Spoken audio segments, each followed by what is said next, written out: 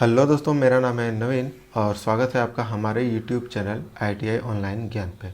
तो दोस्तों, आज के इस वीडियो में हम लोग सीखेंगे कि जब आप ईडी का ड्राइंग बनाते हैं, इंजीनियरिंग ड्राइंग का आप शीट बनाते हैं, ड्राइंग बनाते हैं, तो ड्राइंग करने से पहले आपको अपने पेज को किस तरीके से तैयार करना है। ड्राइंग करने से पहले आपको अपने पेज को किस तरीके से तैयार करना है, रेडी करना है। तैयार करने का मतलब है आपको मार्जिन लाइनें खींच लेनी है, जैसे हमने यहाँ पे खींची है। उसके बाद दोस्तों, हर पेज पे आपका, हर ड्राइंग शीट पे एक टाइटल ब्लॉक होता है। टाइटल ब्लॉक क्या होता है कि जो भी हम लोग ड्राइंग बना रहे हैं शीट पे, उसका संपूर्ण जो जानकारी होता है, डेटा होता है कि ये ड्राइंग जो हमने बनाया है वो किसने बनाया है, किस इंस्टीट्यूट में बनाया है। तो खास करके यदि हम कॉलेज में हैं तो आप स्टूडेंट हैं और स्टूडेंट के द्वारा किस स्टूडेंट के द्वारा बनाया गया है, रोल नंबर, उसका ट्रेड क्या है, सेशन क्या है, कब बनाया गया है, और उसका ड्राइंग का नंबर क्या है, और ड्राइंग का टाइटल क्या है। ये सभी चीज़ें यहाँ पे मेंशन करनी होती है। ये होता है हमारा टाइटल ब्लॉक। तो चलिए वीडियो शुरू करते हैं। तो जैसा कि आप यहाँ पे देख पा रहे हैं, हमारे पास सीट है, एक ड्राइंग के सीट के समान ही। तो सबसे पहले बात करते हैं यहाँ पे टाइटल ब्लॉक का। सबसे पहले इसी का बात करते हैं, मार्जिन लाइन का। ये जो हम लोग यहाँ पे लाइन खींचे हैं, इसे कहते हैं मार्जिन लाइन। तो ये जो किनारा है हमारा पेज का, उससे कुछ डिस्टेंस छोड़ के यहाँ पे मार्जिन लाइन खींचनी होती है। तो जो कि हम लोग ITI में जनरली A3 साइज़ के पेपर पे हम लोग ड्राइंग करते हैं, A3 साइज़ का। तो हमारा सीट बहुत छोटा होता है, तो इसके लिए हम लोग यहाँ पे कम स्पेस छोड़ते हैं, है ना। तो यहाँ पे हम लोग इस किनारे से 10 mm छोड़ेंगे, इस किनारे से 10 mm छोड़ेंगे, जो कि यहाँ पे दिखाया गया है, और इस किनारे से भी, नीचे से भी हम लोग 10 mm यहाँ पे नीचे छोड़ते हैं। और इधर जिस ओर आपके पेज के बाईं ओर, जिस ओर होल होता है, छेद बना होता है धागा बांधने के लिए, तो उस ओर हमें 25 mm या आप 30 mm भी छोड़ सकते हैं, यानी कि 3 सेंटीमीटर या 2.5 सेंटीमीटर। नॉर्मली ड्राइंग में हम लोग mm में ही बात करते हैं, इसीलिए mm में मैं बता रहा हूँ। तो 30 mm या 25 mm का इधर छोड़ा जाता है, क्योंकि जब इधर होल होता है, जब इस पर धागा बांधते हैं तो इसके ऊपर और भी सीट आएंगे, तो बहुत ज़्यादा एक बंडल बन जाएगा, तो ये छुप जाता है ना, इस ओर ज़्यादा कवर हो जाता है उसके ऊपर वाले सीट से। इसीलिए हम लोग इधर कुछ ज़्यादा सीट, यहाँ पे ज़्यादा स्पेस छोड़ते हैं। तो ये रही मार्जिन लाइनों की। अब यहाँ पे बात करते हैं टाइटल ब्लॉक का। तो टाइटल ब्लॉक आप यहाँ पे देख सकते हैं, ये है टाइटल ब्लॉक। तो मैंने बताया टाइटल ब्लॉक क्या होता है। अब ये हर पेज पे होता है। अब इसका जो स्टैंडर्ड साइज होता है, ये कितना रखा जाना चाहिए। तो स्टैंडर्ड एक साइज होता है जो कि ISI के द्वारा मानक है। तो ये होता है 185 इंटू 65 का, है ना।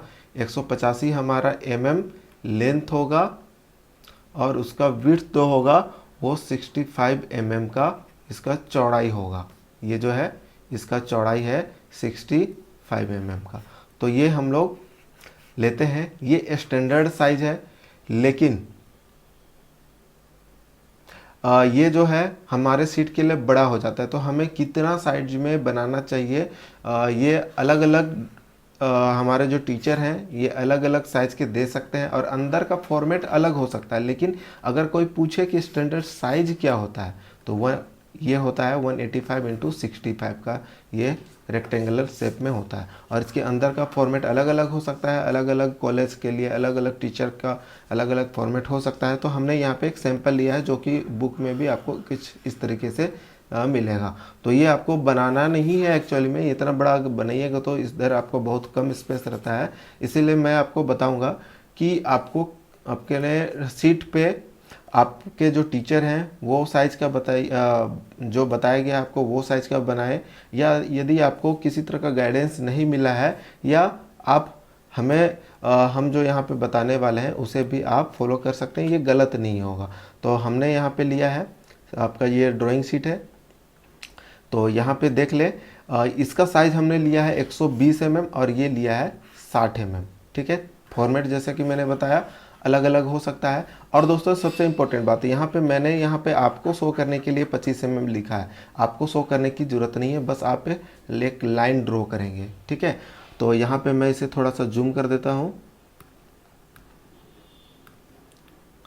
तो